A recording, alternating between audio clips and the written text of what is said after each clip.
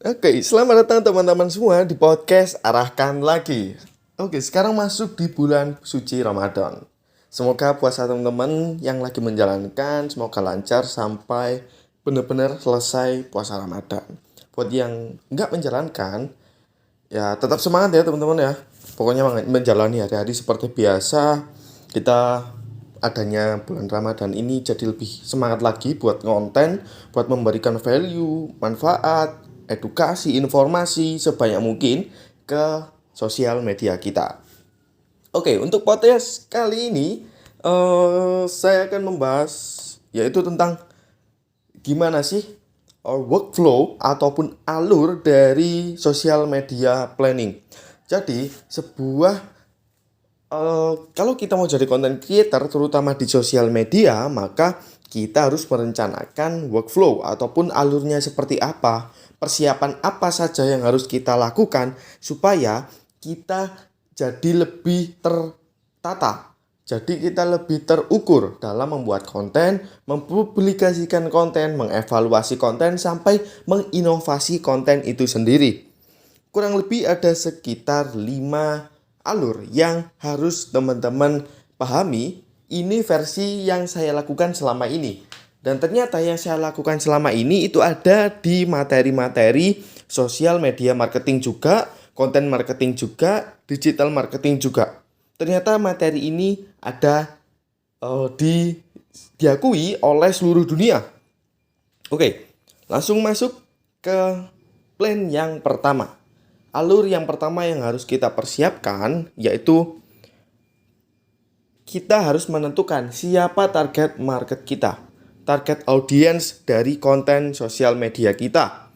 Saya kasih contoh, kalau target market ataupun target audience dari channel YouTube punya saya, itu marketnya clear, content creator. Nah, content creator yang apa? Nah, ini masuk ke ranah branding dan juga positioning. Kalau content creator aja di luar sana juga banyak orang-orang yang ngebahas tentang tips content creator. Tapi kalau saya fokusnya adalah content creator yang memanfaatkan digital marketing untuk meningkatkan penjualan bisnis online mereka. Oke, jadi content creator yang jualan online. Oleh karena itu, di banner art ataupun di sampul YouTube saya, teman-teman bisa cek ada tulisan content planner. Itu adalah menjadi content creator sekaligus jadi entrepreneurnya juga. Itu sangat clear. Sekarang teman-teman petakan mau target marketnya itu siapa. Misalnya bikin konten tentang financial planning kayak gitu ya misalnya. Tentang keuangan. Target marketnya adalah anak SMA misalnya. Anak SMA yang apa? Yang bisa di positioningnya bisa anak SMA yang aktif banget di organisasi atau anak SMA yang ingin mendapatkan income tambahan atau anak SMA yang seperti apa teman-teman bisa petakan. Itu namanya memetakan buyer persona. Semua bisnis, eh, semua perusahaan yang ingin membangun bisnisnya mereka juga melakukan yang namanya buyer persona. Oke, lanjut ke poin yang kedua yaitu kita harus riset apa need, want, dan juga fear dari audiens kita. Kita cari tahu konten-konten apa, pertanyaan apa, keresahan apa yang memang dibutuhkan, yang memang diajukan oleh market teman-teman semua. Misalnya nih, kalau contohnya, dalam studi kasus saya di channel YouTube saya, audiens saya sering banget nanyain tentang cara konsisten ngonten setiap hari di 4 platform sekaligus. Itu yang pertama. Yang kedua, gimana caranya meningkatkan jumlah subscriber dengan cara yang organik, nggak perlu ngiklan. Itu adalah beberapa pertanyaan yang diajukan yang paling sering dan menjadi burning question. Pertanyaan yang sangat mengganggu mereka. Ketika saya berhasil menjawab itu, mereka otomatis bisa trust-nya meningkat kepada saya. Sekarang cek di bidang teman-teman semua, market itu tanya-tanya soal apa. Biasanya kalau riset nih teman-teman bisa langsung aja manfaatkan IG story, manfaatkan fitur question, ask me anything, atau bisa tanya bikin konten terus suruh ngisi di kolom komentar, habis itu teman-teman cek di kompetitor, cek di apa namanya, di Google bisa, di YouTube bisa, di sosial media melalui hashtag juga bisa. Lalu masuk ke poin yang ketiga, yaitu map ataupun petakan ide-ide konten.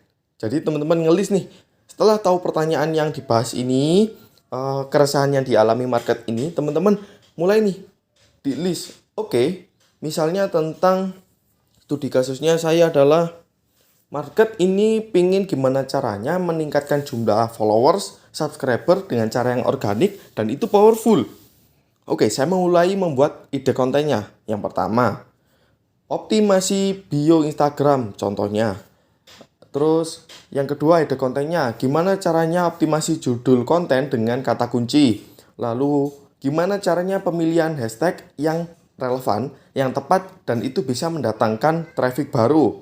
Atau masuk ide konten yang keempat, gimana cara membuat lead magnet supaya orang itu lebih percaya dengan kita dan mereka mengapresiasi kita dengan cara subscribe. Nah, itu salah satu contoh list ide konten yang dihasilkan dari keresahan, dari pertanyaan, ataupun dari kebutuhan oleh market itu sendiri. Masuk ke poin yang keempat, yaitu mulai memproduksi konten.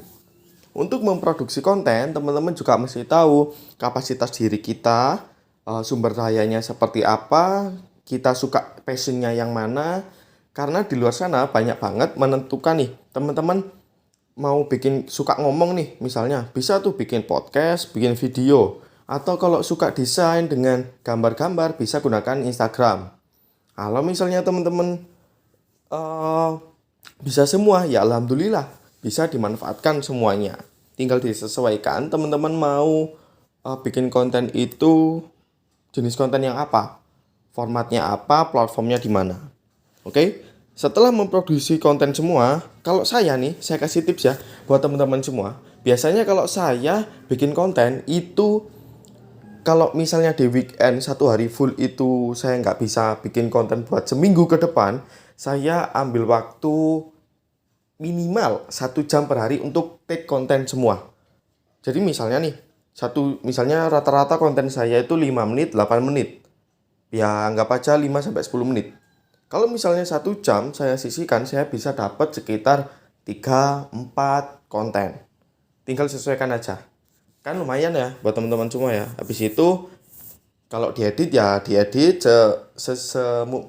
gimana caranya editan itu selain memperestetik juga mempermudah kita sendiri. Oke. Selanjutnya masuk ke poin yang kelima, yaitu mulai dijadwalkan. Kalau misalnya di Instagram, Facebook, teman-teman bisa nih pakai yang namanya Facebook Creator Studio.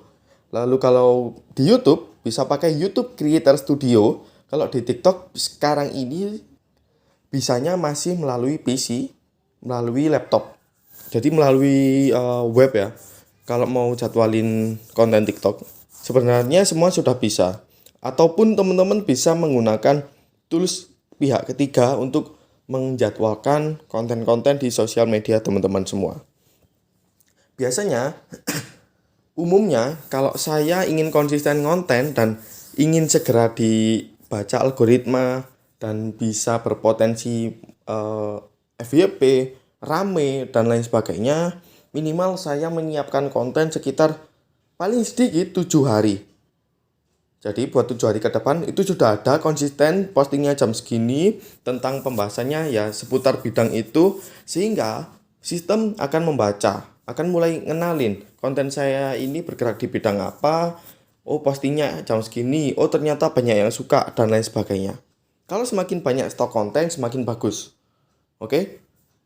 Saya ulangi lagi, ada 5 workflow, alur dalam membuat konten di sosial media. Yang pertama, tentukan target marketnya. Yang kedua, cari tahu kebutuhan mereka apa, mereka ingin kita bikin konten apa. Yang ketiga, kita petakan ide-ide konten. Yang keempat, kita mulai produksi konten tersebut. Dan yang kelima, kita jadwalkan konten untuk dipublikasikan. Kalau misalnya ada yang ditanyakan, silakan langsung tuliskan di dalam komunitas. Nanti akan saya jawab, akan saya bantu bersama teman-teman yang lain Harapannya kita bisa bertumbuh bersama. Intinya itu deh.